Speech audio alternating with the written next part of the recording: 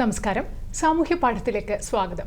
നമ്മളെ ഓരോരുത്തരെ സംബന്ധിച്ചിടത്തോളം ഏറ്റവും അധികം പ്രധാനപ്പെട്ടതാണ് നമ്മുടെ ആരോഗ്യം. നമ്മുടെ ആരോഗ്യത്തെക്കുറിച്ച് ചർച്ച ചെയ്യുമ്പോൾ ഏറ്റവും അധികം ശ്രദ്ധിക്കേണ്ട ഒന്നാണ് ഹൃദയത്തിൻ്റെ ആരോഗ്യം. ജനിതകമായ കാരണങ്ങൾ മൂലവും ജീവിതശൈലി മൂലവും ഹൃദയവുമായി ബന്ധപ്പെട്ട രോഗങ്ങളുള്ളവരുടെ എണ്ണം നമ്മുടെ സമൂഹത്തിൽ കൂടി വരികയാണ്. ഈ വിഷയത്തെക്കുറിച്ച് ചർച്ച ചെയ്യുമ്പോൾ വളരെയധികം പ്രധാനപ്പെട്ട ഒന്നാണ് ജന്മന ഉള്ള ഹൃദയരോഗങ്ങൾ അഥവാ ഹൃദയ വൈകല്യങ്ങൾ. ജന്മന ഉള്ള ഹൃദയ വൈകല്യങ്ങളെക്കുറിച്ച് ധാരാളം ബോധവൽക്കരണം നടന്നുകൊണ്ടിരിക്കുന്ന ഈ മാസം, ഇന്നത്തെ കാലഘട്ടത്തിൽ ജന്മന ഉണ്ടാകാവുന്ന ഹൃദയരോഗങ്ങളെക്കുറിച്ചും അവയെ കണ്ടുപിടിക്കാനുള്ള മാർഗങ്ങളെക്കുറിച്ചും അവയുടെ ലക്ഷണങ്ങളെക്കുറിച്ചും ചികിത്സിച്ച് ഭേദമാക്കാനും അതുപോലെ പ്രതിരോധിക്കാനും ആവശ്യമായ രീതികളെക്കുറിച്ചും നമ്മുടെ പ്രേക്ഷകരോട് വിശദമായി സംസാരിക്കുന്നതിന് വേണ്ടി സാമൂഹ്യ പാഠത്തിൽ ഇന്ന് അതിഥിയായി എത്തിയിരിക്കുന്നത് തിരുവനന്തപുരം മെഡിക്കൽ കോളേജ് ഹോസ്പിറ്റലിലെ പ്രൊഫസറും ഡിപ്പാർട്ട്മെന്റ് ഓഫ് കാർഡിയോളജിയിലെ ഹെഡ് ഓഫ് ദി ഡിപ്പാർട്ട്മെന്റുമായ ഡോക്ടർ കെ ശിവപ്രസാദ്. നമസ്കാരം ഡോക്ടർ. സാമൂഹ്യ പാഠത്തിലേക്ക് സ്വാഗതം. ഇന്ന് നമ്മളെ ഓരോരുത്തരെ സംബന്ധിച്ചിടത്തോളം, പ്രത്യേകിച്ച് മലയാളികളെ സംബന്ധിച്ചിടത്തോളം, ജീവിതത്തിൽ ഏറ്റവും അധികം അറിഞ്ഞിരിക്കേണ്ടതും ആകുലപ്പെടുത്തുന്നതും ശ്രദ്ധ ചെലുത്തേണ്ട ഒന്നായി ഹൃദയാരോഗ്യം മാറിയിരിക്കുന്നു. ഹൃദയാരോഗ്യത്തെക്കുറിച്ച് പറയുമ്പോൾ ജന്മന ഉള്ള ഹൃദയ വൈകല്യങ്ങൾ വളരെയധികം പ്രധാനപ്പെട്ടതാണ്.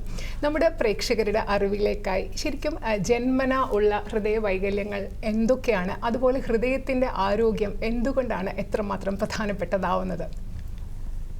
നമ്മുടെ ശരീരത്തിലെ ഒരു പക്ഷേ ഏറ്റവും പ്രധാനപ്പെട്ട ഒരു അവയവവും ഒരു മിനിറ്റ് പോലും വിശ്രമമില്ലാതെ പ്രവർത്തിക്കേണ്ട ഒരു അവയവമാണ് ഹൃദയം. കാരണം രക്തചംക്രമണം ശരിയായ രീതിയിൽ നടക്കണമെങ്കിൽ ഹൃദയ ആരോഗ്യം വേണം.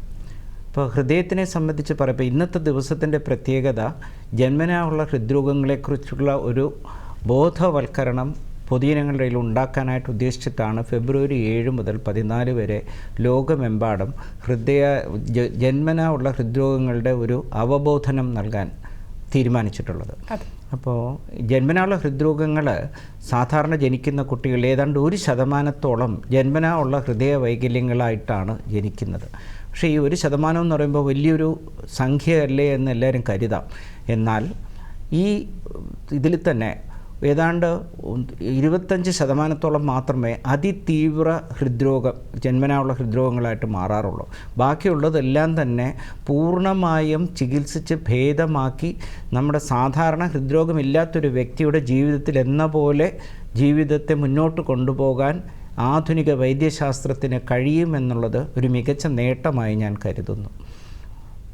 ദശാബ്ദങ്ങൾക്ക് മുമ്പ് ഹൃദ്രോഗങ്ങൾക്ക് വലിയ ചികിത്സകൾ, ജന്മനായുള്ള ഹൃദ്രോഗങ്ങൾക്ക് ശരിയായ ചികിത്സകൾ നൽകാനുള്ള സംവിധാനങ്ങൾ ലോകമെമ്പാടും ഉണ്ടായിരുന്നില്ല. പക്ഷേ ഇപ്പോൾ സ്ഥിതി അതല്ല. അപ്പോൾ ഈ രോഗങ്ങളെ കണ്ടുപിടിക്കപ്പെട്ടാൽ ആകുലപ്പെടേണ്ട കാര്യങ്ങളില്ല. അത് പൂർണ്ണമായും നമുക്ക് പലതും 75% പൂർണ്ണമായും ഒരു ചെറിയ ഇൻ്റർവെൻഷൻ, ഒരു ഇടപെടൽ വഴി ശരിയാക്കാവുന്നതാണ്. ചിലതിന് ഓപ്പറേഷൻ വേണ്ട, ഓപ്പറേഷൻ ഇല്ലാതെ തന്നെ താക്കോൽ ദ്വാര ശസ്ത്രക്രിയകൾ വഴി കറക്റ്റ് ചെയ്യാവുന്നതുണ്ട്. ചിലതിന് ഹൃദയം തുറന്നുള്ള ശസ്ത്രക്രിയകൾ വേണ്ടി വരും. അങ്ങനെ വേണ്ടി വരുന്നൊരു 25% ഉള്ളൂ. ഇന്ന് നമ്മളിപ്പോൾ ഈ ഡോക്ടർ പറഞ്ഞ ഈ വാരാചരണം നടക്കുമ്പോൾ നമ്മുടെ പ്രേക്ഷകർ, ഈ പരിപാടി കണ്ടുകൊണ്ടിരിക്കുന്ന പ്രേക്ഷകർ ഏറ്റവും ശ്രദ്ധിക്കേണ്ട കാര്യം, ഡോക്ടർ പറഞ്ഞതിലെ പ്രധാനപ്പെട്ട കാര്യം, ഇതിൽ 75% ചികിത്സിച്ച് പൂർണ്ണ ആരോഗ്യത്തോടെ അവർക്ക് ഭാവി ജീവിതം രൂപവൽക്കരിക്കാനാകും. കാരണം പ്രധാനപ്പെട്ട ഹൃദ്രോഗങ്ങളെല്ലാം തന്നെ, ജന്മനായുള്ള ഹൃദ്രോഗങ്ങളെല്ലാം തന്നെ ചികിത്സിച്ച് ഭേദമാക്കാവുന്നതാണ്. പക്ഷേ അതിൽ ഞാൻ പറഞ്ഞു 25% അതിസങ്കീർണ ജന്മനായുള്ള ഹൃദ്രോഗങ്ങളായിട്ട് മാറാറുണ്ട്. അതിലേറ്റവും പ്രധാനം നമ്മൾ ജന്മനായുള്ള ഹൃദ്രോഗങ്ങൾ പറയുമ്പോൾ നീലനിറം, ശരീരത്തിൽ വേണ്ടത്ര ഓക്സിജൻ എത്തിക്കാൻ കഴിയാത്ത രോഗവിഭാഗങ്ങളുണ്ട്. അതിൽ ചിലതെല്ലാം സങ്കീർണതകൾ നിറഞ്ഞതാകാം. ഇപ്പോൾ ഈ രോഗങ്ങളെക്കുറിച്ച് പറയുമ്പോൾ ഹൃദയത്തിന് ജന്മനാ ഉള്ള പ്രശ്നങ്ങൾ വരുമ്പോൾ അത് എത്ര വിധമായിട്ട് നമുക്ക് തരംതിരിക്കാം? അത് എന്തൊക്കെയാണ് ഈ പ്രശ്നം? ഞങ്ങൾ ഈ വൈദ്യശാസ്ത്രപരമായി കുട്ടികളെ പഠിപ്പിക്കുമ്പോൾ പറയുന്നത് നീല നിറത്തിൽ ജന്മനാ ഹൃദ്രോഗങ്ങൾ വരുന്നത്, നീല നിറം ഇല്ലാത്തത്, അതായത് ശുദ്ധരക്തവും അശുദ്ധരക്തവും കലർന്നു വരുമ്പോൾ അവരുടെ ശരീരത്തിൽ ഓക്സിജൻ്റെ അളവ് കുറയുകയും ശരീരത്തിൻ്റെ പല ഭാഗങ്ങളിലും വ്യായാമം ചെയ്യുമ്പോഴോ അല്ലാതെയോ നീല നിറത്തിൽ വരികയും ചെയ്യും. അത് വേണ്ടത്ര ഓക്സിജൻ ഇല്ലാത്ത കുട്ടികളാണ് ആ ജന്മനായുള്ള ഹൃദ്രോഗത്തിന് അടിമപ്പെട്ട് വരുന്നവർ. അല്ലാതെ വരുന്ന ഹൃദ്രോഗങ്ങൾ പലതും ആ ശരീരത്തിൻ്റെ ഓക്സിജൻ്റെ അളവ് നിലനിർത്തിക്കൊണ്ട് തന്നെ ഉള്ളവയാണ്. അവയെ ഞങ്ങൾ ഷണ്ട് ലീഷൻസ് എന്നാണ്, മിക്സിംഗ് ലീഷൻസ് എന്നാണ് പറയുക. ശുദ്ധരക്തവും അശുദ്ധരക്തവും തമ്മിൽ കലർപ്പില്ലാതെ പോകുന്നു. അവരിൽ ഏതാണ്ട് 90-95% തന്നെ പൂർണ്ണമായും നമുക്ക് ചികിത്സിച്ച് ഓപ്പറേഷൻ മുഖേനയോ അല്ലാതെയോ ചികിത്സിച്ച് സാധാരണഗതിയിലാക്കാവുന്നതാണ്.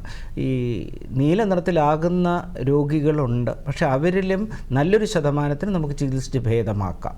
ഡോക്ടർ, ഇപ്പം നമ്മൾ സാധാരണ ആളുകൾ സംസാരിക്കുമ്പോൾ പലപ്പോഴും കേൾക്കുന്നതും പറയുന്നതും ഹൃദയത്തിലെ വാൽവിന് പ്രശ്നമുണ്ട്, ഭിത്തിക്ക് പ്രശ്നമുണ്ട്, രക്തക്കുഴലുകൾക്ക് പ്രശ്നമുണ്ട്. അപ്പം നമ്മൾ അങ്ങനെ പറയുമ്പോൾ പ്രധാനമായിട്ട് രക്തക്കുഴലുകളുടെ പ്രശ്നങ്ങൾ പറയുമ്പോൾ എല്ലാവരും പ്രധാനമായിട്ട് ഹാർട്ട് അറ്റാക്കിനെ കുറിച്ചാണ്. പക്ഷേ കുട്ടികളുടെ കാര്യത്തിൽ ജന്മനാള ഹൃദ്രോഗങ്ങൾ ഹാർട്ട് അറ്റാക്ക് അപൂർവമാണ്. വരാം. ഇപ്പോൾ ഹൃദയത്തിൻ്റെ ധമനികൾക്ക് ചെറിയ വൈകല്യങ്ങളുണ്ടെങ്കിൽ അവർക്ക് ഹാർട്ട് അറ്റാക്ക് വരാം. പക്ഷേ അതിലേറ്റവും കൂടുതലായിട്ട് കാണുന്നത് ഭിത്തികളിൽ ഉണ്ടാകുന്ന സുഷിരങ്ങൾ മുഖേന ശുദ്ധരക്തവും അശുദ്ധരക്തവും തമ്മിൽ കലർപ്പാകുന്നത്. അത് ശുദ്ധരക്തം അശുദ്ധരക്ത സ്ഥലത്തേക്ക് കലർപ്പാകുന്നത് വലിയ പ്രശ്നം ഉണ്ടാക്കില്ല. പക്ഷേ അശുദ്ധരക്തം ശുദ്ധരക്തവുമായിട്ട് കലർപ്പാകുമ്പോഴാണ് നീല നിറം ഉണ്ടാകുന്നത്. അത് കുറച്ച് സങ്കീർണമായ ഹൃദ്രോഗങ്ങളാണ്. പക്ഷേ അതിൽ തന്നെ ഞാൻ പറഞ്ഞല്ലോ, പ്രധാനപ്പെട്ട സങ്കീർണതകൾ ഉണ്ടാക്കുന്ന രോഗങ്ങളെ നമുക്ക് ചികിത്സിച്ച് 1 സ്റ്റേജിലോ 2 സ്റ്റേജിലോ ഓപ്പറേഷൻ മുഖേന ചികിത്സിച്ച് ഭേദമാക്കാവുന്നവയാണ്. ചിലതൊക്കെ തന്നെ ഓപ്പറേഷൻ വേണ്ട നമ്മുടെ സ്റ്റെൻറ്റ് ചികിത്സ, ബലൂൺ ഡയലറ്റേഷൻ ചികിത്സ വഴി ചിലപ്പോൾ ഭേദമാക്കാവുന്നവയും ഉണ്ട്. മുൻകാലങ്ങളെ അപേക്ഷിച്ച് ജന്മനായുള്ള ഹൃദ്രോഗങ്ങളുടെ ശസ്ത്രക്രിയകൾ വളരെയധികം പുരോഗമിച്ചിട്ടുള്ള ഒരു കാലഘട്ടമാണിത്. ഇനിയും പുരോഗതികൾ വരാനിരിക്കുന്നേ ഉള്ളൂ. അതുകൊണ്ട് ഇത്തരം രോഗത്തിന് അടിമപ്പെട്ടവർക്കും ഇനി ഈ അടുത്ത കുട്ടി ജനിക്കുമ്പോൾ അതിനും ഹൃദ്രോഗം കാണുമ്പോൾ ഒന്ന് ആകുലപ്പെടുന്ന മാതാപിതാക്കൾക്കും വളരെ ആശ്വസിക്കാവുന്ന നേട്ടങ്ങളാണ് വൈദ്യശാസ്ത്രം കൈവരിച്ചുകൊണ്ടിരിക്കുന്നത്. ഇപ്പോൾ ഡോക്ടർ ഹൃദയത്തിലെ ഭിത്തിയിലെ സുഷിരത്തെക്കുറിച്ച് പറഞ്ഞു. അതുപോലെ വാൽവിൻ്റെ പ്രശ്നങ്ങളും സാധാരണഗതിയിൽ ചിലപ്പോൾ ഈ സുഷിരങ്ങളോടൊപ്പമോ അല്ലാതെയോ കാണാറുണ്ട്. വാൽവിൻ്റെ പ്രശ്നങ്ങൾ വരുമ്പോൾ പ്രധാനമായിട്ടും വാൽവ് ജന്മനാ ചുരുങ്ങിപ്പോകാം. അതിന് ഏറ്റവും പ്രധാനമായിട്ട് കാണുന്ന വാൽവ് പൾമണറി വാൽവ് എന്ന് പറഞ്ഞാൽ അശുദ്ധ രക്തത്തിനെ ലങ്സിലേക്ക് നിയന്ത്രിക്കുന്ന ഒരു വാൽവുണ്ട്. ആ വാൽവിന് ചുരുക്കം വരാറുണ്ട്. പക്ഷേ അത് ഓൾമോസ്റ്റ് എല്ലാ ചുരുക്കങ്ങളും തന്നെ ശസ്ത്രക്രിയ കൂടാതെ തന്നെ ചികിത്സിച്ച് ഭേദമാക്കുക. ബലൂൺ ഡയലറ്റേഷൻ വഴി, ബലൂൺ വെച്ച് വികസിപ്പിക്കുന്നത് വഴി അത് മാറ്റിയെടുക്കാവുന്നതാണ്. അതുപോലെ പ്രധാന മഹാധമനിയുടെ വാൽവ് ചുരുങ്ങാം. അതിനെയും നമുക്ക് ബലൂൺ വെച്ച് ചികിത്സിക്കാം കൊച്ചുകുട്ടികളിൽ. അതുപോലെ തന്നെ വരാവുന്നതാണ് നമ്മുടെ മേലറയും കീഴറയും വേർതിരിക്കുന്ന എട്രിയോ വെൻട്രിക്കുലർ വാൽവ്സ് ഉണ്ട്. എട്രിയത്തിനെയും വെൻട്രിക്കിളിനെയും വേർതിരിക്കുക. ആ വാൽവിനും ചുരുക്കം വരാം, അല്ലെങ്കിൽ അതിന് ലീക്ക് വരാം. അതിനെ ശസ്ത്രക്രിയ മുഖേന കറക്റ്റ് ചെയ്യാവുന്നതാണ് എല്ലാം. നമുക്കൊരു കോളർ ലൈനിലുണ്ട്. ഹലോ, നമസ്കാരം. സാമൂഹ്യ പാഠത്തിലേക്ക് സ്വാഗതം. ഞാന് പാലക്കാട്ട് നിന്ന് മുബീന, ഡോക്ടറോട് ചോദിച്ചുകൊള്ളൂ. വീട്ടിൽ TV കാണുന്നുണ്ടെങ്കിൽ TVയിൽ ശ്രദ്ധിക്കാതെ TVയുടെ ശബ്ദം കുറച്ച് വെച്ച ശേഷം സംസാരിക്കണേ. ചോദിച്ചോളൂ. സാർ, എനിക്ക് 15 കൊല്ലമായിട്ട് ലെൻസിൽ കംപ്ലൈന്റ് ഉണ്ട്. 15 കൊല്ലം അപ്പോഴാണ് അറിഞ്ഞത്. എപ്പോഴാണ് ഉള്ളതെന്ന് എനിക്ക് അറിയില്ലായിരുന്നു. 15 കൊല്ലം ആ സമയത്താണ് എനിക്ക് ലെൻസിൽ കംപ്ലൈന്റ് ഉണ്ടായിരുന്നത്. അപ്പൊ ഹാർട്ടിന്റെ കംപ്ലൈന്റ് എന്നാണ് നമ്മൾ കുറെ ചികിത്സിച്ചത്. പിന്നെയാണ് ഡോക്ടർ പറഞ്ഞത് ഹാർട്ടിനല്ല ലെൻസിനാണെന്ന്. പിന്നെ ലെൻസിന് ടെസ്റ്റ് ചെയ്ത് നോക്കുമ്പോൾ ശ്വാസം വലിച്ച് പിടിക്കാൻ പറഞ്ഞു. അപ്പൊ എനിക്ക് ശ്വാസം വലിക്കാനും പുറത്തേക്ക് അതുപോലെ സ്പീഡായിട്ട് വിടാനും എനിക്ക് ബുദ്ധിമുട്ടുണ്ടായിരുന്നു. അപ്പൊ സാറ് പറഞ്ഞു ഇത് ഹാർട്ടിന്റെ അല്ല, ഇത് ലെൻസിന്റെ ആണ് കംപ്ലൈന്റ് എന്ന്. പക്ഷെ ലെൻസിന് CT സ്കാനിങ്ങൊക്കെ എടുത്തു നോക്കിയപ്പോൾ ഒന്നും ചെയ്യാൻ പറ്റില്ല എന്നാണ് ഡോക്ടർ പറഞ്ഞത്. ജില്ലാശുപത്രിയിൽ, പാലക്കാട് ജില്ലാശുപത്രിയിൽ ഡോക്ടർ പറഞ്ഞത്.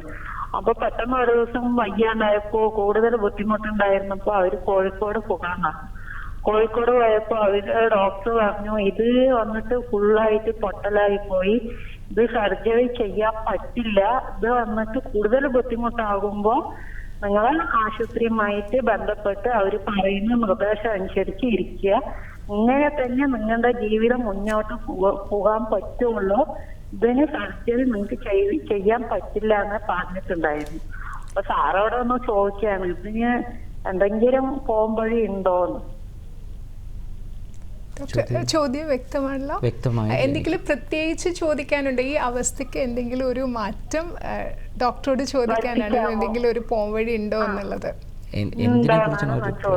ഇപ്പൊ സംസാരിച്ചുകൊണ്ടിരുന്നത് ഹൃദയത്തിന് പ്രശ്നമുണ്ടായിരുന്നു, ഞാൻ മനസ്സിലാക്കിയെടുത്തോളം. പിന്നീട് അത് ലങ്സിന്റെ പ്രശ്നമാണെന്ന് പറഞ്ഞു. അതല്ലേ മാം പ്രശ്നം? അപ്പോൾ ഹൃദയത്തിന് പരിശോധനകൾ കഴിഞ്ഞതിന് ശേഷം ഹൃദയത്തിന് പ്രശ്നമില്ല എന്നുണ്ടെങ്കിൽ ഹൃദയത്തിൻ്റേതായിട്ടുള്ള ഒരു ശസ്ത്രക്രിയയോ അതല്ലാതെയുള്ള ചികിത്സയുടെ ആവശ്യമില്ല അവിടെ. പക്ഷേ ഇപ്പോൾ ഇതിൽ ശ്വാസകോശ രോഗങ്ങളാണെങ്കിൽ അതിനും വിദഗ്ധ ചികിത്സ തേടിയാൽ മാത്രം മതിയാകും. വിളിച്ചതിന് നന്ദി മാം. അതിൽ കൃത്യമായിട്ട് ചിലപ്പോൾ നമുക്കത് പറയാൻ പറ്റാത്ത രീതിയിൽ അത് ഹൃദ്രോഗങ്ങളുടെ അസുഖങ്ങളെക്കുറിച്ചും ഇപ്പോൾ പ്രധാനമായിട്ടും ശ്വാസം മുട്ടലായിരിക്കും പലരുടെയും രോഗലക്ഷണം. അത് ചിലപ്പോൾ കുട്ടികളിൽ ശ്വാസകോശ വൈകല്യങ്ങൾ കൊണ്ടും അത് വരാം. അത് ഹൃദ്രോഗത്തിന് തുല്യമായ രോഗലക്ഷണങ്ങൾ ഉണ്ടാക്കാം. അപ്പോൾ പലപ്പോഴും മാതാപിതാക്കൾക്ക് അത് വേർതിരിച്ചറിയാൻ ബുദ്ധിമുട്ടുണ്ടാവും. അത് വിദഗ്ധമായ ഒരു പരിശോധന വഴി വളരെ എളുപ്പമാണ്. ഇപ്പോൾ പുതിയ നവജാത ശിശുക്കളുടെ ഹൃദയ പരിശോധനകൾ എല്ലാ ആശുപത്രികളും വളരെ കർശനമായി ചെയ്യുന്നുണ്ട്. എന്തെങ്കിലും സംശയത്തിന് ഇടയുണ്ടെങ്കിൽ എക്കോ കാർഡിയോഗ്രാഫി പരിശോധന വഴി ഹൃദയത്തിൻ്റെ ഘടന മനസ്സിലാക്കാൻ സാധിക്കും. എന്തെങ്കിലും വൈകല്യങ്ങളുണ്ടെങ്കിൽ നേരത്തെ തന്നെ കണ്ടുപിടിക്കാനും സാധിക്കും. അതുപോലെ തന്നെ ഗർഭാവസ്ഥയിൽ തന്നെ ഹൃദ്രോഗങ്ങൾ ഉണ്ടോ, വരാൻ സാധ്യതയുണ്ടോ, എന്ത് തരം ഹൃദ്രോഗമാണ് എൻ്റെ കുട്ടിക്കുള്ളത്, ഇതൊക്കെ അനോമലി സ്കാൻ എന്ന് പറഞ്ഞ ഒരു സംവിധാനം ഇപ്പോൾ എല്ലാ ഗർഭിണികൾക്കും ചെയ്യാറുണ്ട്. അത് ഏതാണ്ട് 16 മുതൽ 20 ആഴ്ച വരെ ഗർഭം എത്തുമ്പോൾ ഹൃദയത്തിൻ്റെ ആരോഗ്യത്തിനെക്കുറിച്ച് നമുക്ക് വിലയിരുത്താനാകും അൾട്രാസൗണ്ട് പരിശോധന വഴി. ഇത് വിശദമായി നമുക്ക് ഇതിനെക്കുറിച്ച് സംസാരിക്കേണ്ടതുണ്ട്. അതിനു മുമ്പ് ഒരു ഇടവേളയാണ്. സാമൂഹ്യ പാഠത്തിൽ ഇനിയൊരു ഇടവേള.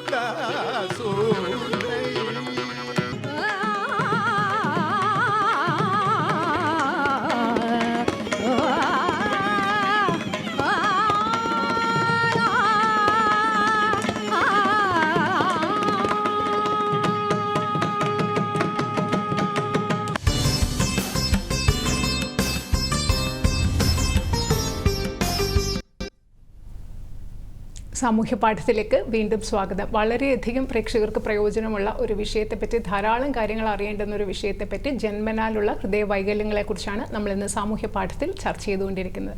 ഡോക്ടർ ഈ ഇടവേളയ്ക്ക് മുമ്പ് ഡോക്ടർ പറഞ്ഞത് ഗർഭാവസ്ഥയിൽ വെച്ച് തന്നെ ജന്മനാ ഉള്ള ഹൃദയ വൈകല്യങ്ങൾ കണ്ടുപിടിക്കാനാകും. അത് ഏത് കാലത്താണ്? ഇപ്പോൾ ഗർഭാവസ്ഥയിൽ തന്നെ ഏത് ട്രൈമസ്റ്ററിലാണ്? സാധാരണ നമ്മൾ ഗർഭാവസ്ഥ 16 ആഴ്ച മുതൽ 22 ആഴ്ചയ്ക്കുള്ളിൽ നമുക്ക് ഹൃദയത്തിൻ്റെ ആരോഗ്യത്തിനെക്കുറിച്ച് ശരിയായ പഠനങ്ങൾ അൾട്രാസൗണ്ട് എക്സാമിനേഷൻ വഴി ചെയ്യാൻ സാധിക്കും. ഹൃദയത്തിൻ്റെ അറകളെക്കുറിച്ചും അതിൻ്റെ ഭിത്തികളെക്കുറിച്ചും അതിൻ്റെ പ്രധാനപ്പെട്ട രക്തക്കുഴലുകളെക്കുറിച്ചുമുള്ള ഘടനകൾ നമുക്ക് മനസ്സിലാക്കാൻ സാധിക്കും.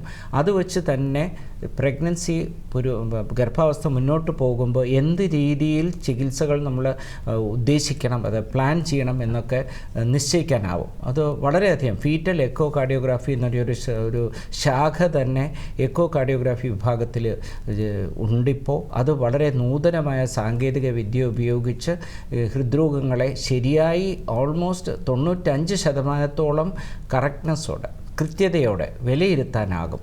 ഡോക്ടർ നേരത്തെ പറഞ്ഞ അനോമലി സ്കാനിലാണോ ഇത് ആദ്യം തിരിച്ചറിയുക? അനോമലി സ്കാൻ എന്ന് ഞാൻ പറയുമ്പോൾ അത് പൊതുവെ ഹൃദയാരോഗ്യത്തിന് മാത്രമല്ല, മറ്റ് അവയവങ്ങളുടെ അനോമലി കൂടി അവർ നോക്കുന്നുണ്ട് ഇതിൻ്റെ വിദഗ്ധർ.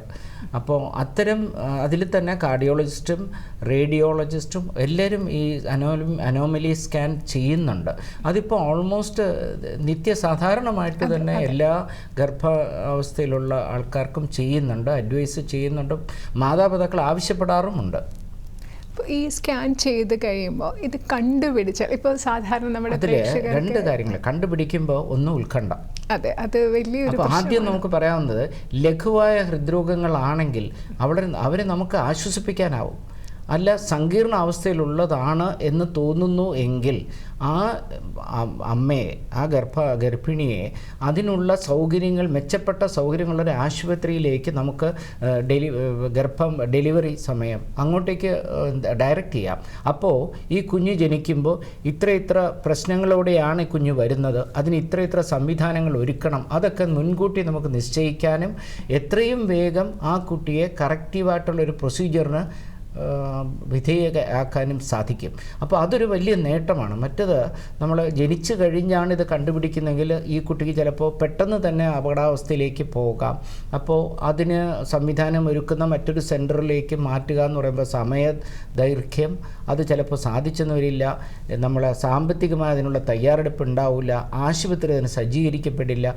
ഇത്തരം അനോമലി സ്കാൻ വഴി അത് കണ്ടുപിടിക്കുകയാണെങ്കിൽ നമുക്കതെല്ലാം മുൻകൂട്ടി ഒരു നിശ്ചയിച്ച് ഒരു ടൈം ടേബിൾ പോലെ പോകാനാകും. അതൊരു വലിയ അനുഗ്രഹമായിട്ട് തന്നെയാണ് ഞാൻ കരുതുന്നത്. അതുപോലെ ഡോക്ടർ, ഇപ്പോൾ അനോമലി സ്കാനിലൂടെ ഡോക്ടർ നേരത്തെ പറഞ്ഞ പോലെ ഒരു ലഘുവായ പ്രശ്നമാണുള്ളതെങ്കിൽ ഇത് ഗർഭാവസ്ഥയിൽ തന്നെ ചികിത്സിച്ച് മാറ്റാൻ സാധിക്കും. അങ്ങനെ ചികിത്സിക്കുന്ന സംവിധാനങ്ങളും ഉണ്ട്.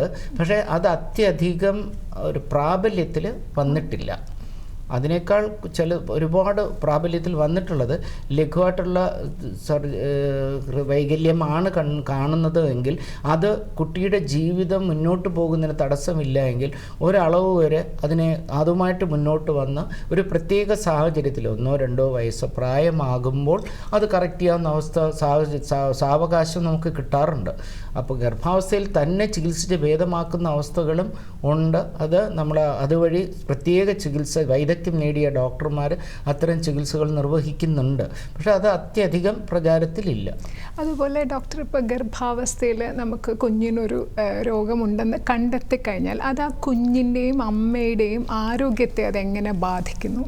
ഇതിൽ നമ്മൾ അങ്ങനെ നോക്കുമ്പോൾ ഈ ഗർഭാവസ്ഥയിലുള്ള ചില കാരണങ്ങൾ കൊണ്ട് ജന്മനായുള്ള ഹൃദ്രോഗങ്ങൾ വരാം. അപ്പോൾ ഗർഭിണിക്ക് ആദ്യത്തെ 3 മാസ കാലയളവിലാണ്, 8 ആഴ്ച വരുന്ന സമയത്താണ് ഹൃദയത്തോടനുബന്ധിച്ചുള്ള വാൽവും ഇതെല്ലാം ഡെവലപ്പ് ചെയ്ത് വരുന്നത്, 8 മുതൽ 12 ആഴ്ച. ആ സമയത്ത് വരാകുന്ന ചില പനികൾ ഹൃദയത്തിനെ ബാധിക്കാം. ചില മരുന്നുകൾ കഴിച്ചുകൊണ്ടിരുന്ന, പ്രത്യേകിച്ച് ജന്നി സംബന്ധമായ അസുഖങ്ങളുടെ മരുന്ന് കഴിക്കുന്ന ആളാണെങ്കിൽ ചിലപ്പോൾ കുട്ടിക്ക് ഹൃദ്രോഗം വരാം. ചിലപ്പോൾ സങ്കീർണത നിറഞ്ഞ ഹൃദ്രോഗങ്ങൾ ഉണ്ടാവാം അത്തരം അമ്മമാർക്ക് ജനിക്കുന്ന കുട്ടികളിൽ. അമ്മയ്ക്ക് പ്രമേഹ രോഗമുണ്ടെങ്കിൽ വരാം. അപ്പോൾ അമ്മ സ്മോക്കറാണ്, പുക വലിക്കുന്ന വ്യക്തിയാണെങ്കിൽ ചിലപ്പോൾ ഹൃദ്രോഗങ്ങൾ കൂടുതലായിട്ട് വരാം. ആൽക്കഹോളിന് അടിമപ്പെട്ട ആളാണെങ്കിൽ വരാം. അപ്പോൾ അങ്ങനെയുള്ള സാഹചര്യം നമുക്ക് മുൻകൂട്ടി അറിയാം ഇവർക്ക് ഹൈ റിസ്ക് ആണ് വരാം. അല്ലെങ്കിൽ നേരത്തെ ഒരു കുട്ടി ജനിച്ചത് ഹൃദ്രോഗം ഉണ്ടായിരുന്നു, അപ്പോൾ ഈ പ്രഗ്നൻസിയിലും അതുണ്ടോ എന്നുള്ള ഇത് എടുക്കാം. ഇനി ഇത് ഉണ്ടെന്ന് അറിഞ്ഞു കഴിഞ്ഞാൽ അമ്മയ്ക്ക് സ്വാഭാവികമായും അച്ഛനമ്മമാർക്ക് ഉത്കണ്ഠ വരും. അവരെ ആശ്വസിപ്പിക്കാനാണ് ഈ അനോമലി സ്കാൻ ഒരു പരിധി വരെ സഹായിക്കുന്നത്. പിന്നെ സങ്കീർണ അവസ്ഥയിലുള്ളതാണ് എങ്കിൽ അതിനവരെ തയ്യാറെടുപ്പിക്കുകയും കൗൺസിൽ ചെയ്ത് തയ്യാറെടുപ്പിക്കാം, അതിനെ നേരിടാൻ ആശുപത്രി സജ്ജമാക്കാം. ഇനി ഇതെല്ലാം ജനിച്ചു കഴിഞ്ഞ് ഹൃദ്രോഗം ഉണ്ടെന്നറിഞ്ഞാൽ ഇപ്പോൾ നൂതന ചികിത്സകൾ ഉള്ളത് കൊണ്ട് അവരെ നന്നായി ആശ്വസിപ്പിക്കാനും കുട്ടിയെ സാധാരണ ഒരു കുട്ടിയുടെ ജീവിതത്തിൽ എന്ന പോലെ തിരിച്ചു കൊണ്ടുവരാനും ആധുനിക വൈദ്യശാസ്ത്രത്തിന് കഴിയും. ഡോക്ടർ, ഏതെങ്കിലും ഒരു സാഹചര്യത്തിൽ കുഞ്ഞിന് ഹൃദ്രോഗമുണ്ടെന്ന് തിരിച്ചറിഞ്ഞ് അത് അതിസങ്കീർണമാണ്, കുഞ്ഞിൻ്റെയും അമ്മയുടെയും ആരോഗ്യത്തിന് അപകടകരമാകുന്ന ഒരു അവസ്ഥയിലേക്ക് വന്നൊരു പ്രഗ്നൻസി ടെർമിനേഷനിലേക്ക് എത്തുന്ന അവസ്ഥയുണ്ടോ? അങ്ങനെ അതിസങ്കീർണമായ ഹൃദ്രോഗങ്ങളെ നേരത്തെ കണ്ടുപിടിക്കുകയാണെങ്കിൽ പ്രഗ്നൻസി ടെർമിനേഷൻ അങ്ങനെ ഒരു അവസ്ഥ ഞങ്ങൾ സാധാരണ പറയാറില്ല. ഞങ്ങൾ പറയുന്നത് വളരെ സങ്കീർണമായ ഹൃദ്രോഗം കുഞ്ഞിനുണ്ട്, അപ്പോൾ ഇതിന് ഭാവിയിൽ ഒത്തിരി കാര്യങ്ങൾ വരാം. അപ്പോൾ ഇതൊക്കെയാണ് അതിൻ്റെ പാർശ്വ ഫലങ്ങൾ. അതായത് ഈ അവസ്ഥ ഇങ്ങനെയൊക്കെ ഉണ്ടാവാം, മോശപ്പെട്ട അവസ്ഥ ഉണ്ടാവാം. അപ്പോൾ അച്ഛനമ്മമാർ ചേർന്ന് പ്രഗ്നൻസി ടെർമിനേറ്റ് ചെയ്യണോ, ഇത് വേണ്ട, ഈ പ്രഗ്നൻസി തുടരേണ്ട, നമുക്ക് മറ്റൊരു കുട്ടിയെ ശ്രമിക്കാം എന്നൊരു തീരുമാനം എടുക്കുന്നത് സാധാരണ ഒരു കമ്പൈൻഡ് ഡിസിഷൻ, ഡോക്ടറും പേഷ്യൻറ്റും അവരുടെ അച്ഛനമ്മമാർ കുടുംബാംഗങ്ങളെല്ലാം കൂടി ആലോചിച്ച് തീരുമാനിക്കുക എന്നൊരു തീരുമാനമാണ്. അല്ല ഡോക്ടർമാർ, എനിക്ക് തോന്നുന്നില്ല 99% ഡോക്ടർമാർ ഇല്ല ഈ പ്രഗ്നൻസി തുടരരുത് എന്ന് കർശനമായിട്ട് ആരും പറയാറില്ല. പക്ഷേ ദോഷഫലങ്ങളെക്കുറിച്ച് അവർക്കൊരു വ്യക്തത വരുത്തുക ഡോക്ടറുടെ കർത്തവ്യമാണ്, അത് ഞങ്ങൾ ചെയ്യാറുണ്ട്. അതുപോലെ ഡോക്ടർ പറഞ്ഞു നേരത്തെ പല റിസ്ക് ഫാക്ടേഴ്സിനെ കുറിച്ച് പറഞ്ഞു. ഇപ്പോൾ പുകവലിക്കുന്നു, അമ്മയ്ക്കുണ്ടാവുന്ന അസുഖങ്ങൾ, അതുപോലെ വീട്ടിലെ ഹൃദ്രോഗം ഉണ്ടെങ്കിൽ എത്രമാത്രം സാധ്യതയുണ്ട്? ഇപ്പോൾ കുടുംബത്തിലെ ആളുകൾക്ക് വളരെ വളരെ പ്രസക്തമായ ചോദ്യമാണ്. ഒരു അച്ഛൻ അമ്മ ദമ്പതിമാർക്ക് ആർക്കെങ്കിലും ഹൃദ്രോഗം ഉണ്ടെങ്കിൽ, അവർ ചികിത്സിച്ചവരാണെങ്കിൽ, ജന്മനാള ഹൃദ്രോഗം ചികിത്സിച്ചവരാണെങ്കിൽ, അവർക്ക് ജനിക്കാവുന്ന കുട്ടികൾ മറ്റ് ഈ രോഗങ്ങളില്ലാത്ത അച്ഛനമ്മമാരിൽ ജനിക്കുന്ന കുട്ടികളെക്കാൾ 3 മടങ്ങ് കൂടുതലാണ് ഹൃദ്രോഗം വരാനുള്ള സാധ്യത ഇത്തരം ആൾക്കാരിൽ. അവരുടെ അച്ഛനും അമ്മയ്ക്കും ഉണ്ടായ അതേ രോഗം തന്നെയാകാം, പക്ഷേ നിർബന്ധമായി അത് തന്നെ ആകണമെന്നില്ല. മറ്റു തരത്തിലുള്ള ഹൃദ്രോഗങ്ങളും ജന്മനാള ഹൃദ്രോഗങ്ങളും ഈ കുട്ടികൾക്കുണ്ടാവാം. പക്ഷേ അത് നമുക്ക് മുൻകൂട്ടി അറിയാവുന്ന കാര്യമാണ്. അപ്പോൾ അവരെ ഹൈ റിസ്ക് പ്രഗ്നൻസി എന്ന് പറഞ്ഞ് നമ്മൾ സ്ക്രീനിങ്ങിന് പ്രത്യേക പ്രാധാന്യം കൊടുത്ത് സംരക്ഷിക്കും. ഡോക്ടറെ, അപ്പോൾ ഇങ്ങനെയുള്ള ഒരു കുഞ്ഞിനെ, ഒരു അമ്മ പ്രഗ്നൻസിയിൽ ഇപ്പോൾ കുഞ്ഞിന് ഹൃദ്രോഗമുണ്ടെന്ന് അറിഞ്ഞു, അമ്മയ്ക്ക് ആ പ്രഗ്നൻസി സാധാരണ മറ്റ് ഗർഭാവസ്ഥകളിലെ മറ്റ് സ്ത്രീകളെ പോലെ അത് സ്വാഭാവികമായിട്ട് മുൻപോട്ട് കൊണ്ടുപോകാം? സ്വാഭാവികമായിട്ടും മുന്നോട്ട് പോകാം. ഹൃദ്രോഗം ഗർഭാവസ്ഥയിൽ ഹൃദ്രോഗമുണ്ടെങ്കിലും കുഞ്ഞിൻ്റെ വളർച്ചയ്ക്ക് സാധാരണഗതിയിൽ വലിയ അവസ്ഥാന്തരങ്ങൾ ഉണ്ടാകുന്നില്ല. കാരണം അമ്മയുടെ ഒരു പൊക്കിൾ കൊടിയുണ്ട്, അതുവഴിയാണ് കുഞ്ഞിൻ്റെ ന്യൂട്രീഷൻ, അതിന് വേണ്ട ന്യൂട്രീഷൻ ഘടകങ്ങൾ കിട്ടുന്നത്, ഓക്സിജൻ കിട്ടുന്നത്. അപ്പോൾ ഗർഭാശയത്തിലിരിക്കുമ്പോൾ കുഞ്ഞിൻ്റെ ആരോഗ്യസ്ഥിതിക്ക് യാതൊരു പ്രശ്നവും അവിടെ ഉണ്ടാകുന്നില്ല പ്രധാനമായിട്ടും. അപ്പോൾ അതിനെപ്പറ്റി ഉത്കണ്ഠപ്പെടേണ്ട കാര്യമില്ല. കുഞ്ഞ് നന്നായി വളരുന്നുണ്ടാവും, പക്ഷെ നമ്മൾ നോക്കണം അതിന് ആവശ്യത്തിന് വലിപ്പം വയ്ക്കുന്നുണ്ടോ, അതിന് ബോഡി ഡെവലപ്മെൻറ്റിൽ മറ്റെന്തെങ്കിലും. ഹൃദ്രോഗം മാത്രമായിരിക്കില്ല ചിലപ്പോൾ. ആ കുട്ടികൾക്ക് ചിലപ്പോൾ കിഡ്നിക്ക് വൈകല്യങ്ങളുണ്ടാവാം, ഇൻഡസ്റ്റൈൻ വൈകല്യങ്ങളുണ്ടാകാം, ശ്വാസകോശ വൈകല്യങ്ങളുണ്ടാകാം. അപ്പോൾ അതെല്ലാം അനോമലി സ്കാൻ വഴി കണ്ടുപിടിച്ച് അത് ഒരു ജീവിതം മുന്നോട്ട് കൊണ്ടുപോകാൻ പ്രാപ്തമായ രീതിയിൽ ഘടനകളുണ്ടോ എന്ന് നിശ്ചയിക്കണം. അല്ലാതെ കുട്ടിയുടെ വളർച്ചയ്ക്ക് ബാധിക്കുന്ന അസുഖങ്ങളുണ്ട് എങ്കിലും അത്ര തീവ്രമായ പ്രശ്നങ്ങൾ ഉണ്ടാകാറില്ല. കാരണം അമ്മയാണ് കുഞ്ഞിനെ എല്ലാം കൊടുക്കുന്നത്. അപ്പോൾ അതുകൊണ്ട് കുഞ്ഞിൻ്റെ ഹൃദയത്തിന് പ്രത്യേക ഒരു ജോലി അവിടെ ഇല്ല ആ സമയത്ത്. ശരിക്കും ഡോക്ടർ പറഞ്ഞ ഈ കാര്യം നമ്മുടെ പ്രേക്ഷകർ വളരെയധികം ശ്രദ്ധിക്കേണ്ടതാണ്. ഒരുപക്ഷെ ഈ ഉത്കണ്ഠ തന്നെ ഗർഭാവസ്ഥയിൽ മറ്റു പല ബുദ്ധിമുട്ടുകളിലേക്ക് അറിഞ്ഞു കഴിഞ്ഞാൽ അച്ഛനമ്മമാർക്ക് എപ്പോഴും സ്വാഭാവികമായും മനുഷ്യർക്കുണ്ടാകുന്ന ഉത്കണ്ഠയാണ്. അയ്യോ, എൻ്റെ കുഞ്ഞിന് എന്തെങ്കിലും സംഭവിക്കുമോ? അങ്ങനെ ഗർഭാവസ്ഥയിൽ ഉണ്ടാവില്ല. പക്ഷേ ആ കുഞ്ഞിൻ്റെ അസുഖം കറക്റ്റ് ചെയ്യാനുള്ള നടപടികളിലേക്ക് സജ്ജമാവുക എന്നുള്ളതാണ് പ്രധാനമായിട്ട് വേണ്ടത്. അകാരണമായി ദുഃഖിക്കേണ്ട കാര്യമില്ല. അതെ, അപ്പോൾ ഇതിനെക്കുറിച്ച് കൃത്യമായ ഒരു ബോധവൽക്കരണം ഉണ്ടാവേണ്ടതാണ് പ്രധാനം.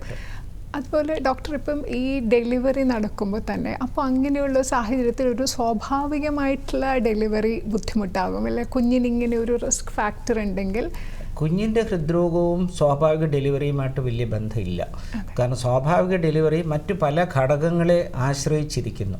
അമ്മയുടെ ഇടുപ്പെല്ലിൻ്റെ അവസ്ഥ, കുഞ്ഞിൻ്റെ വലിപ്പം, വേണ്ടത്ര രീതിയിൽ ശരിയായ ക്രമമായ രീതിയിൽ യൂട്രസ് സങ്കോചിക്കുന്നുണ്ടോ, ഗർഭാശയം സങ്കോചിക്കുന്നു, വികാസം വരുന്നുണ്ടോ, അതൊക്കെ ആശ്രയിച്ചാണ് ഡെലിവറി, പ്രസവം എങ്ങനെ ആകണം എന്ന് തീരുമാനിക്കുന്നത്. അത് ഈ ഗർഭിണികളെ പരിശോധിക്കുന്ന ഡോക്ടർ അവരുടെ പ്രസവ സമയത്തുള്ള പ്രോഗ്രസ് എങ്ങനെയാണെന്ന് വിലയിരുത്തിയിട്ട് അവർ നിശ്ചയിക്കും. അതിൽ ഹൃദ്രോഗം ഉള്ളതുകൊണ്ട് സിസേറിയൻ ചെയ്യണം അങ്ങനെ ഒരു അവസ്ഥയില്ല. കഴിയുന്നതും അമ്മയുടെ ആരോഗ്യം നല്ലതാണ്, അമ്മയ്ക്ക് എല്ലാ ഘടകങ്ങളും ഫേവർ ചെയ്യുന്നുണ്ടെങ്കിൽ അമ്മയ്ക്ക് സാധാരണയുള്ള പ്രസവം തന്നെയാണ് നമ്മൾ അഡ്വൈസ് ചെയ്യാറുള്ളത്. പക്ഷേ ആ കുഞ്ഞ് ജനിച്ചാൽ ഉടനെ തന്നെ പീഡിയാട്രിഷ്യൻ, കുഞ്ഞുങ്ങളുടെ ശിശുരോഗ വിദഗ്ധനൊന്ന് പരിശോധിച്ച് വേണ്ട നടപടികൾ സ്വീകരിക്കണം. ഇപ്പോൾ പ്രസവത്തിന് ശേഷം സ്വീകരിക്കേണ്ട നടപടികളെക്കുറിച്ച് നമുക്ക് വിശദമായി സംസാരിക്കണം. അതിനു മുമ്പ് ഡോക്ടർ മറ്റൊരു ഇടവേളയാണ്. നമുക്ക് സാമൂഹ്യ പാഠത്തിൽ ഇനി മറ്റൊരു ഇടവേള.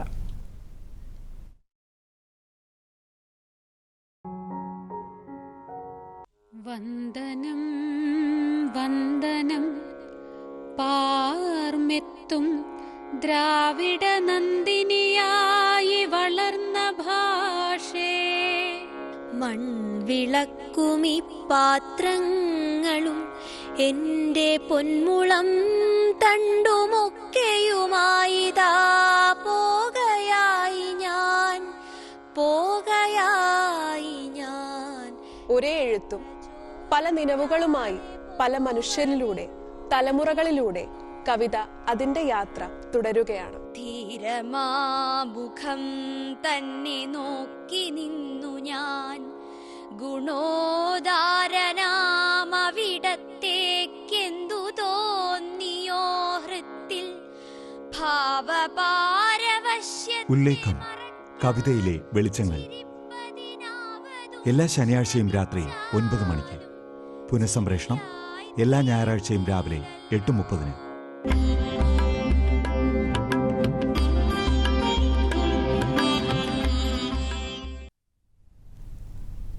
സാമൂഹ്യ പാഠത്തിലേക്ക് വീണ്ടും സ്വാഗതം. ജന്മനാലുള്ള ഹൃദ്രോഗങ്ങളെക്കുറിച്ച് നമ്മളോട് ഇന്ന് സംസാരിച്ചുകൊണ്ടിരിക്കുന്നത് തിരുവനന്തപുരം മെഡിക്കൽ കോളേജിലെ ഡിപ്പാർട്ട്മെൻറ്റ് ഓഫ് കാർഡിയോളജിയിലെ ഹെഡ് ഓഫ് ദി ഡിപ്പാർട്ട്മെൻറ്റായ ഡോക്ടർ കെ ശിവപ്രസാദാണ്. ഡോക്ടർ, നമുക്കൊരു കോളർ ലൈനിലുണ്ട്. ഹലോ. ഹലോ, നമസ്കാരം. സാമൂഹ്യ പാഠത്തിലേക്ക് സ്വാഗതം. ആരാണ് സംസാരിക്കുന്നത്? ഞാൻ തിരുവനന്തപുരത്ത് നിന്ന് ലാലിയാണ്. ഡോക്ടറോട് ചോദിച്ചോളൂ മാം. ഡോക്ടറോട് ചോദിച്ചോളൂ, കേൾക്കുന്നുണ്ട്. Hello doctor. ഡോക്ടർ കേൾക്കുന്നുണ്ട്, ചോദിച്ചോളൂ. വിളിക്കുന്നത് എന്റെ മോടെ കുഞ്ഞിന് വേണ്ടിയാണ് സംസാരിക്കുന്നത്. അവന് 8 വയസ്സുണ്ട്. അവന് ഉറങ്ങുമ്പോഴൊക്കെ ശ്വാസം വായിക്കൂടെ ഇങ്ങനെ തുറന്ന് വെച്ചാ ഇതാക്കുന്നത്, വിടുന്നത്, ശ്വാസം വിടുന്നത്. ഹൃദയത്തിന് വല്ല കുഴപ്പമുണ്ടെന്ന് അറിയാന്. ഡോക്ടർ, ചോദ്യം വ്യക്തമായല്ലോ. അതായത് മകളുടെ കുഞ്ഞിന് വേണ്ടിയാണ് ചോദിക്കുന്നത്. 8 വയസ്സുള്ള കുഞ്ഞാണ്. ഉറങ്ങുമ്പോൾ വാ തുറന്നാണ് ശ്വാസം വിടുന്നത്. അതല്ലേ മാം ചോദിച്ചത്? അതാണ് 8ാം മാസത്തിലായിരുന്നു പ്രസവം. 8ാം മാസത്തിലായിരുന്നു പ്രസവം. പക്ഷേ ഉറങ്ങുമ്പോൾ വാ തുറന്ന് ആണ് ഉറങ്ങുന്നത് എന്നുള്ളത് ഒരു ഹൃദ്രോഗ ലക്ഷണമായി കരുതാനാവില്ല. ആ കുഞ്ഞിൻ്റെ ബാക്കി ആക്ടിവിറ്റീസും എല്ലാം നോർമലാണെന്നുണ്ടെങ്കിൽ ഹൃദ്രോഗ സാധ്യത വളരെ കുറവാണ്. പിന്നെ ഇപ്പോൾ മിക്കവാറും 8ാമത്തെ മാസം പ്രസവിച്ച കുട്ടി ആശുപത്രിയിൽ നിന്ന് പുറത്തേക്ക് വരുമ്പോഴത്തേക്കും ഹൃദ്രോഗ പരിശോധനകളെല്ലാം തന്നെ പൂർണ്ണമായും ചെയ്ത് കഴിഞ്ഞിട്ടുണ്ടാവണം. എന്തെങ്കിലും അസുഖങ്ങൾ കണ്ടുപിടിക്കപ്പെട്ടിരുന്നുവെങ്കിൽ അവർ നിങ്ങളെ ഉത്ബോധിപ്പിക്കുകയും ചെയ്തിട്ടുണ്ടാവണം. ഇപ്പോൾ വാ തുറന്നുറങ്ങുന്നു എന്നുള്ളത് ഒരിക്കലും ഒരു ഉത്കണ്ഠയ്ക്ക് കാരണമാകേണ്ടതില്ല. വിളിച്ചതിന് നന്ദി മാം. ഡോക്ടർ, നമ്മൾ നേരത്തെ സംസാരിച്ചു കൊണ്ടിരുന്നത് ഇപ്പോൾ എങ്ങനെയാണ് കുഞ്ഞ് ജനിച്ചു കഴിഞ്ഞാൽ ചികിത്സിക്കേണ്ടതെന്ന്. അതിനു മുമ്പ് ഒരു കാര്യം ചോദിച്ചാൽ, ഗർഭാവസ്ഥയിൽ കുഞ്ഞിന് ഹൃദ്രോഗമുണ്ടെങ്കിൽ ഈ അനോമലി സ്കാൻ അല്ലാതെ അമ്മയ്ക്ക് എന്തെങ്കിലും ഒരു ലക്ഷണങ്ങൾ പ്രത്യക്ഷപ്പെടാൻ സാധാരണഗതിയിൽ ഗർഭിണികൾക്ക് അതിനെക്കുറിച്ചുള്ള ലക്ഷണങ്ങൾ ഉണ്ടാവാറില്ല. ഗർഭത്തിനെ സംബന്ധിച്ചുള്ള ലക്ഷണങ്ങൾ ഉണ്ടാകാമെന്നല്ലാതെ കുഞ്ഞിൻ്റെ ഹൃദ്രോഗങ്ങൾ കൊണ്ട് അമ്മയ്ക്കൊരു രോഗലക്ഷണവും ഉണ്ടാകാറില്ല. അമ്മയുടെ അവസ്ഥ ഗുരുതരമാകാറും ഇല്ല. അതുകൊണ്ട് പക്ഷേ ഡെലിവറി കഴിയുമ്പോൾ, പ്രസവം കഴിയുമ്പോൾ കുഞ്ഞിന് ഞാൻ പറഞ്ഞ പോലെ 25% ഈ ഹൃദ്രോഗങ്ങളുള്ള കുട്ടികളെടുക്കും 25% അതിസങ്കീർണ ഹൃദ്രോഗങ്ങൾക്ക് അടിമപ്പെട്ട കുഞ്ഞുങ്ങളായിരിക്കും. അവർ ചിലപ്പോൾ നീലനിറം കൂടുതലാണെങ്കിൽ, ശ്വാസഗതി വളരെ മോശപ്പെട്ടതാണെങ്കിൽ, അല്ലെ ഹൃദയത്തിൻ്റെ പ്രവർത്തനം കൊണ്ട് ഹൃദയ പരാജയം സംഭവിച്ച കുട്ടികളാണ്. അവർക്ക് പെട്ടെന്നുള്ള ചികിത്സകൾ വേണ്ടി വരും. അതിന് എമർജൻസി ആയിട്ട് തന്നെ വളരെ യുദ്ധകാല അടിസ്ഥാനത്തിൽ തന്നെ ശുദ്ധരക്തം അശുദ്ധരക്തം മിക്സിങ് ആകുന്നവർക്ക് കൂടുതൽ ശുദ്ധരക്തം കിട്ടാനായിട്ട് ചില പ്രൊസീജിയേഴ്സ് ചെയ്യും. അത് അവരുടെ അംബിലിക്കൽ ആർട്ടറി വഴി, നമ്മുടെ പൊക്കിൾ കൊടിയുടെ ആർട്ടറി വഴി തന്നെ അത് ചെയ്യാനുള്ള സംവിധാനങ്ങളുണ്ട്. ഉടനെ തന്നെ ചെയ്യും. അത് അങ്ങനെ ചെയ്യുന്നതുകൊണ്ട് ചിലതിന് ആദ്യത്തെ ആഴ്ചകളിൽ തന്നെ ഓപ്പറേഷൻസ് വേണ്ടി വരും. ചിലപ്പോൾ മഹാധമനിയും പൾമണറി ആർട്ടറിയും തമ്മിൽ ശുദ്ധരക്ത അശുദ്ധരക്ത വാഹിനി കുഴലുകൾ മാറിയിരിക്കുകയാണെങ്കിൽ അതിനെ കറക്റ്റീവ് പ്രൊസീജിയേഴ്സ് എത്രയും പെട്ടെന്ന് ചെയ്യുന്ന ഓപ്പറേഷൻസ് ഇപ്പോഴത്തെ സങ്കീർണ ഹൃദ്രോഗ ആശുപത്രികളിലെല്ലാം തന്നെ സജ്ജമാണ്. അത് ചെയ്യാറുണ്ട്. അതിന് വളരെ വിജയകരമായ ഫലങ്ങളും കാണുന്നുണ്ട്. അത് വളരെ ചെറിയ ശതമാനത്തിന് അങ്ങനെ വേണ്ടി വരുള്ളൂ, പക്ഷെ അത് വേണ്ടി വരും. ഡോക്ടർ, ഇപ്പോൾ ഈ സങ്കീർണമായ ശസ്ത്രക്രിയ പോലെയുള്ള പ്രക്രിയകൾ അല്ലാതെ ഇപ്പോൾ സാധാരണ ലഘുവായിട്ടുള്ള ഹൃദ്രോഗങ്ങളുമായി ജനിക്കുന്ന കുഞ്ഞുങ്ങൾ, അവരെ എങ്ങനെയാണ് തുടർന്ന് പരിചരിക്കേണ്ടത്? ഏറ്റവും കോമൺ, വളരെ സാധാരണമായി കാണുന്ന ഒരെണ്ണം മേലറകളുടെ ഭിത്തിക്ക് ഒരു സുഷിരം വരിക, ഏട്രിയൽ സെപ്റ്റൽ ഡിഫക്റ്റ് എന്ന് പറയും. അതുപോലെ തന്നെ കീഴറകൾ വെൻട്രിക്കിൾസിൻ്റെ ഭിത്തിക്ക് സുഷിരം വന്നിട്ട് വെൻട്രിക്കുലർ സെപ്റ്റൽ ഡിഫക്റ്റ്, ഇതാണ് വളരെ കോമൺ ആയിട്ട് കാണാറുള്ളത്. പിന്നെ ഒരെണ്ണം കാണുന്ന വാൽവിനെ സംബന്ധിച്ച് ബൈകസ്പിഡ്, 3 സാധാരണ നമ്മുടെയൊക്കെ ഹൃദയത്തിൽ അയോർട്ടിക് വാൽവ് എന്ന് പറയുന്നത് മഹാധമനിയെ കാക്കുന്ന വാൽവാണ്. ആ വാൽവിന് 3 പാളികളാണുള്ളത്, ചിലർ 2 പാളികളായിട്ട് ജനിക്കും. ഇതെല്ലാം കോമൺ ഹൃദ്രോഗങ്ങളാണെങ്കിലും താരതമ്യേന വളരെ ലഘുവാണിത്, ഈ വലിയ പ്രശ്നങ്ങൾ ഉണ്ടാക്കാത്തതാണ്.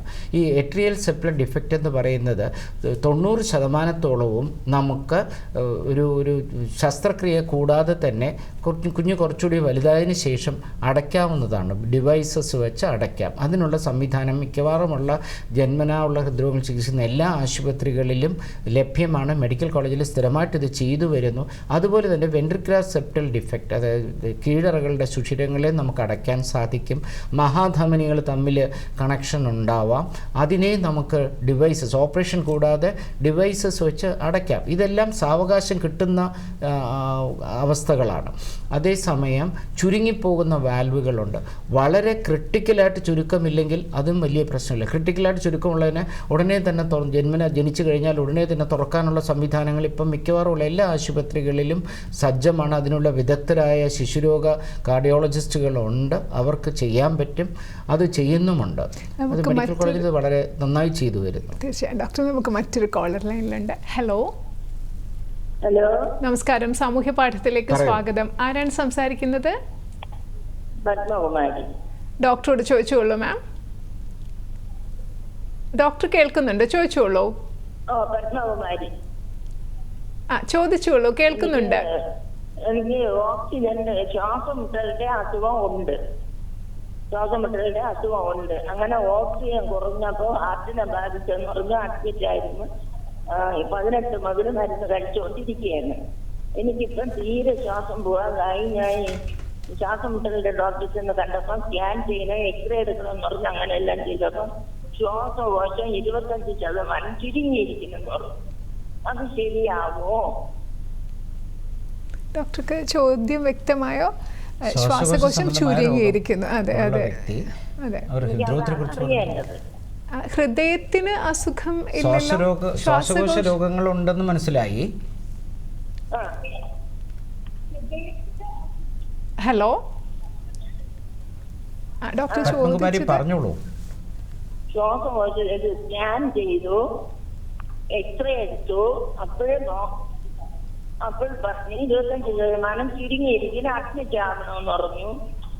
അങ്ങനെ ബ്ലഡ് ടെസ്റ്റ് ചെയ്തപ്പം ഇത് എന്തോന്ന് 2500 ഉള്ളൂ. അതെ ഡോക്ടർ, ശ്വാസകോശം ചുരുങ്ങി. അമ്മ പറയുന്നത് 5000 ആയി. എന്താണ് അമ്മയ്ക്ക് അറിയേണ്ടത്? അത് ശരിയാകുമോ എന്നാണ് ചോദിക്കുന്നത്. ശ്വാസകോശ രോഗങ്ങള് ശരിയാവോ? ഈ ശ്വാസകോശം ചുരുങ്ങിയത് ശരിയാവോ? അത് ശ്വാസകോശ സംബന്ധമായ ഒരു വിദഗ്ധ ഡോക്ടറെ കണ്ട് വിശദ പരിശോധനകൾ മുഖേന ശ്വാസകോശ രോഗം മാറുന്നതാണോ എന്ന് നമുക്ക് തീരുമാനിക്കാം. പക്ഷേ ദീർഘകാലം ശ്വാസകോശ രോഗങ്ങൾ ഉള്ളവർക്ക് അതിൻ്റെ കുഴപ്പങ്ങൾ വഴി ഹൃദ്രോഗം വരാൻ സാധ്യതയുണ്ട്. അത് പക്ഷേ ജന്മനാള ഹൃദ്രോഗത്തിൻ്റെ പട്ടികയിൽ പെടുന്നില്ല. അതുപോലെ നേരത്തെ സംസാരിച്ചപ്പോൾ ഹൃദയത്തിൻ്റെ വാൽവിന് എന്തോ പ്രശ്നമുള്ളതുപോലെ സൂചിപ്പിച്ചതായി തോന്നുന്നു. അത് പ്രധാനമായിട്ട് അവർ ഊന്നൽ കൊടുത്തത് വാൽവിന് കുഴപ്പമില്ലെന്നാണ് എനിക്ക് മനസ്സിലായത്. പക്ഷേ ശ്വാസകോശ രോഗങ്ങൾക്ക് എക്സ്റേയും പരിശോധനകളും എല്ലാം കഴിഞ്ഞു. സാധാരണഗതിയിൽ കുറച്ചുകൂടി കൂടിയ പരിശോധനകളായ CT സ്കാൻ, MRI ഇവയെല്ലാം എടുത്തിട്ട് സങ്കീർണ ശ്വാസകോശ രോഗങ്ങൾക്ക് ചികിത്സകൾ നിശ്ചയിക്കാറുണ്ട്. 2500 ഉള്ളൂ. ഇപ്പം ശരിയായി വരണം. 5000 ആയി. ഇന്ന് ടെസ്റ്റ് ചെയ്യാൻ കൊടുത്തതിന്റെ വിവരം അറിഞ്ഞില്ല. അത് ഒരു വിദഗ്ധനെ കാണേണ്ടി വരും. അത് ശ്വാസകോശ രോഗ വിദഗ്ധന്റെ അടുത്ത് തന്നെയാണ് അതിനെക്കുറിച്ചുള്ള ചർച്ചകൾ നടത്തേണ്ടത്. വിളിച്ചതിന് നന്ദി. ഇതുപോലെ ഡോക്ടർ നേരത്തെ പറഞ്ഞതുപോലെ ഹൃദയ സംബന്ധിയായ രോഗങ്ങളും ശ്വാസകോശ സംബന്ധിയായ രോഗങ്ങളും തമ്മിൽ നമ്മളുടെ ഇടയിൽ തന്നെ ഒരു ഒരു സാധാരണ ജനത്തിനെ സംബന്ധിച്ച് ഹൃദ്രോഗവും ശ്വാസകോശ രോഗവും ഒരേ രോഗലക്ഷണങ്ങളായിട്ടായിരിക്കും അത് പ്രത്യക്ഷപ്പെടുക. ഇപ്പോൾ ഹൃദ്രോഗമാണ് എന്ന് വേർതിരിച്ചറിയുന്നത് വിശദ പരിശോധനകൾ നടത്തുന്ന ഒരു ക്ലിനിക്കൽ പരിശോധന നടത്തിയാൽ തന്നെ ഒരു ഡോക്ടർക്ക് നിശ്ചയിക്കാനാവും. പക്ഷെ കൂടുതൽ കുറച്ചുകൂടി സങ്കീർണത വേണമെന്നുണ്ടെങ്കിൽ നമുക്ക് എക്കോ കാർഡിയോ പരിശോധന ഹൃദയാരോഗ്യം ഉടനെ തന്നെ വിലയിരുത്താം. ഇപ്പോഴത്തെ എല്ലാ ആശുപത്രികളിലും ഞാൻ നേരത്തെ പറഞ്ഞ പോലെ ഉടനെ തന്നെ നോക്കി ഇന്നതാണ് ഹൃദ്രോഗത്തിൻ്റെ ലക്ഷണം ഇത്രയേ ഉള്ളൂ, ഇത് പ്രധാനമായിട്ടും ശ്വാസകോശ രോഗങ്ങളാണ്, ഇന്ന ചികിത്സ ചെയ്താൽ ഇത് ഭേദമാകും എന്ന് പറയാനാവും. അതൊരു വലിയ ബുദ്ധിമുട്ടുള്ള കാര്യമല്ല ഇക്കാലഘട്ടത്തിൽ. ഡോക്ടർ, നമുക്ക് ഇനി കുഞ്ഞുങ്ങളുടെ ചികിത്സയെക്കുറിച്ച് കൂടുതൽ സംസാരിക്കേണ്ടതുണ്ട്. അതിനു മുമ്പ് മറ്റൊരു ഇടവേളയാണ്. സാമൂഹ്യ പാഠത്തിൽ ഇനി മറ്റൊരു ഇടവേള. ലോകം പോയ വാരം. ലോകത്ത് ഓരോ ആഴ്ചയും നടക്കുന്ന പ്രധാന സംഭവ വികാസങ്ങളുടെ നേർക്കാഴ്ച.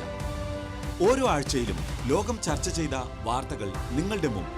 രാഷ്ട്രീയം, ശാസ്ത്രം, സാമൂഹികം, സാംസ്കാരികം, കായികം തുടങ്ങി എല്ലാ മേഖലകളിലെയും പ്രധാനപ്പെട്ട ലോക വാർത്തകൾ അരമണിക്കൂറിൽ. ലോകം പോയ വാരം. ഞായറാഴ്ച വൈകിട്ട് 6:30. പുനഃസംപ്രേഷണം ഞായറാഴ്ച രാത്രി 10:30, തിങ്കളാഴ്ച രാവിലെ 8 മണിക്കും ചൊവ്വാഴ്ച ഉച്ചയ്ക്ക് 1:30. മറക്കാതെ കാണുക ലോകം പോയ വാരം നിങ്ങളുടെ ദൂരദർശനിൽ.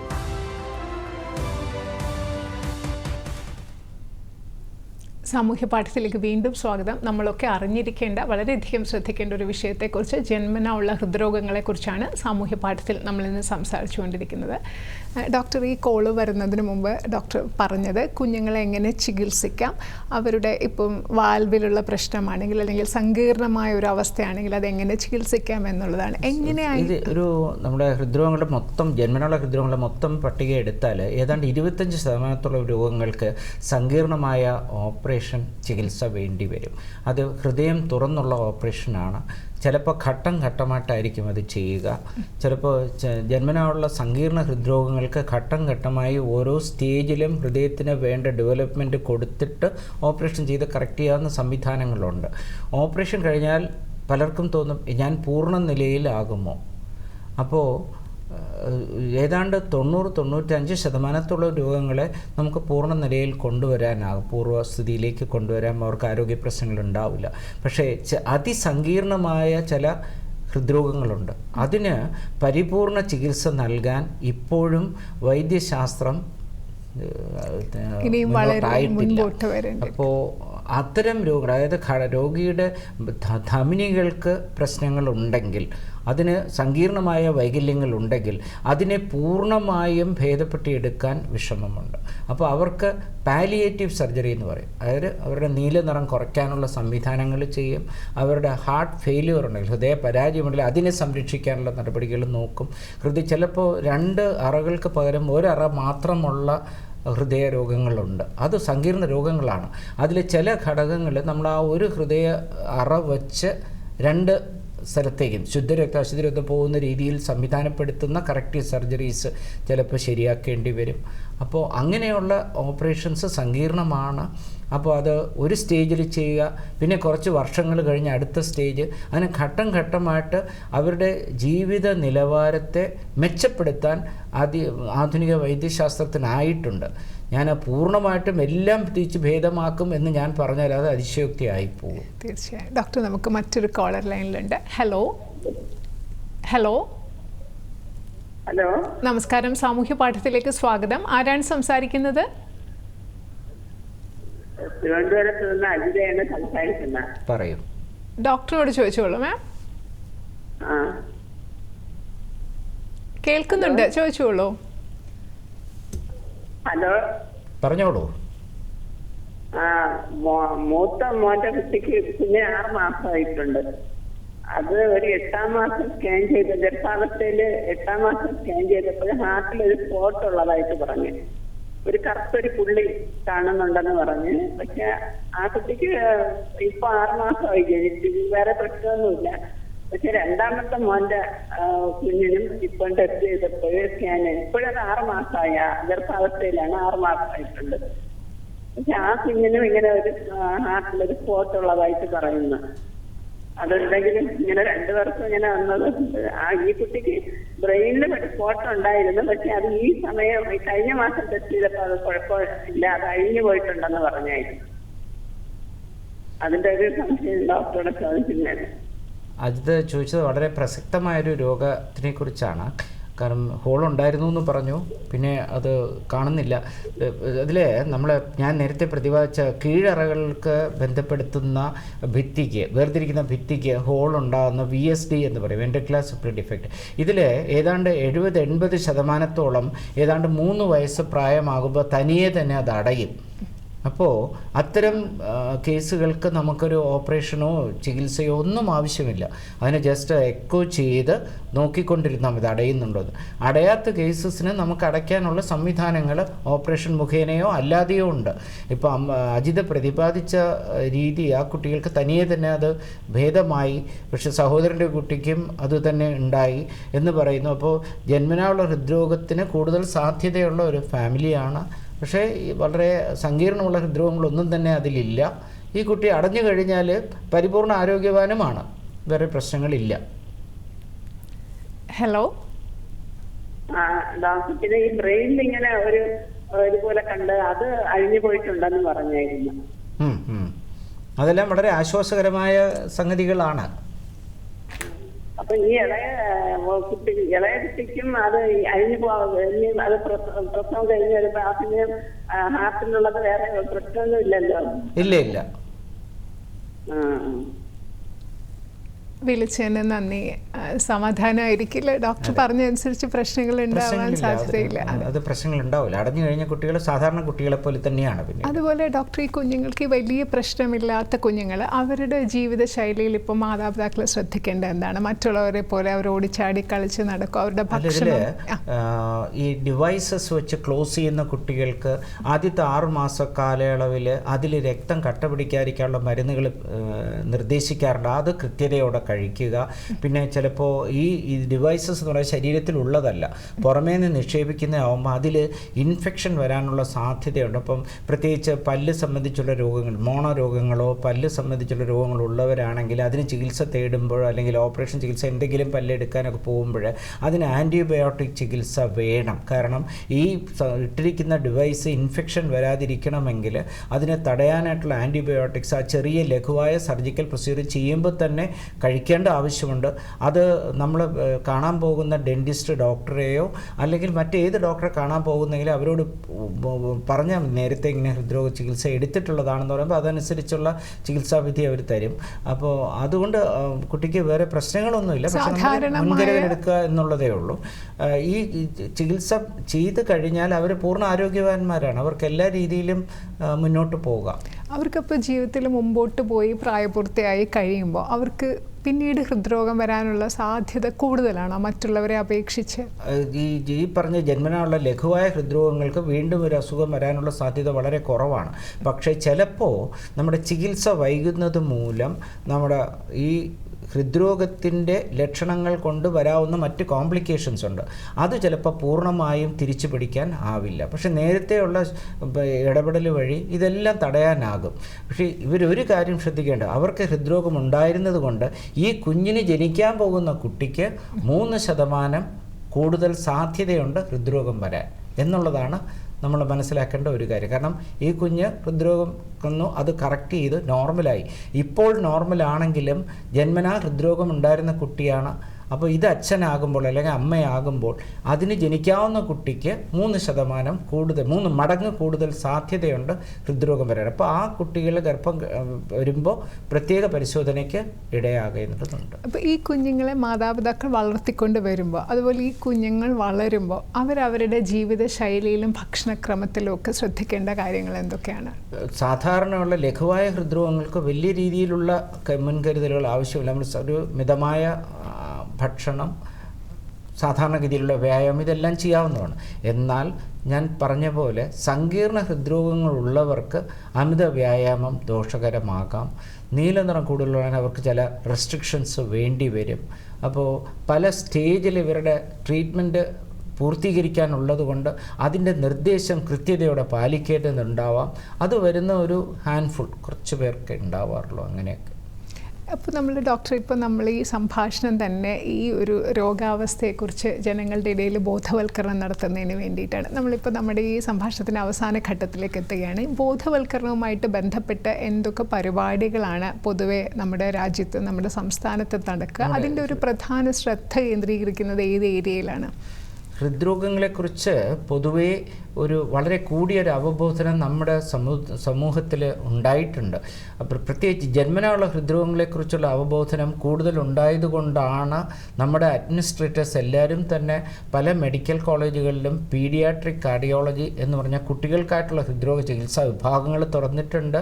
അതിനുള്ള സാമ്പത്തിക സഹായം വളരെയധികം എത്തിക്കുന്നുണ്ട് ഗവൺമെൻറ്റുകൾ. അപ്പോൾ അത് പ്രകാരം ഒത്തിരി രോഗികൾക്ക് ആശ്വാസമാകുന്നുണ്ട്.